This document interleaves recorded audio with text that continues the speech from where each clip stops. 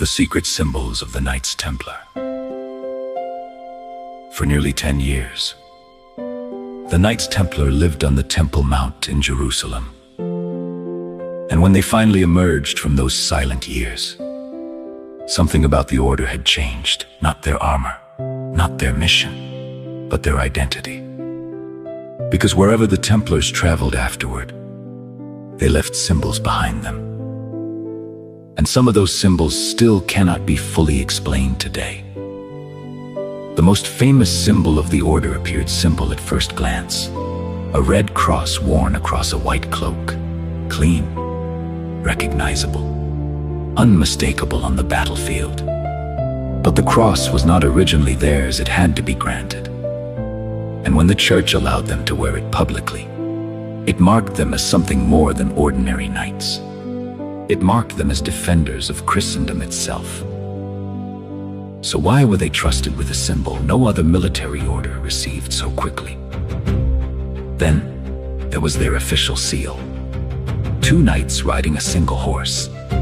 At first, it seemed like a message of poverty, a reminder that the early members shared resources.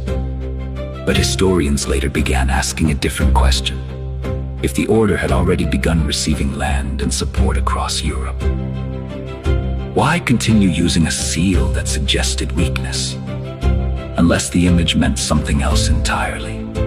Some believed the symbol represented brotherhood. Others believed it represented humility. But there is another interpretation that appeared centuries later, one that suggested the image was not about poverty at all. It may have been about secrecy, because 2 riders sharing 1 horse was never a realistic battlefield image. It was symbolic. And symbols are rarely chosen by accident.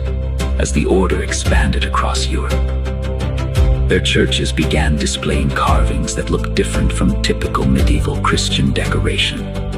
Strange geometric patterns appeared, unusual faces, symbols that did not match traditional religious artwork of the time, and in several locations.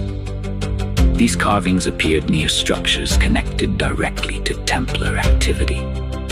So why were their churches decorated differently from others built during the same period? One of the most unusual examples appeared in a small English village centuries later, inside the walls of Rosslyn Chapel. Visitors discovered carvings that some researchers believe resembled plants that were unknown in Europe at the time the chapel was built. If that interpretation is correct, it raises an unexpected possibility. Someone connected to the builders may have seen lands across the Atlantic long before official explorers arrived. And some historians believe those builders were influenced by Templar traditions that survived after the order's fall. So how far did their symbolic network really reach?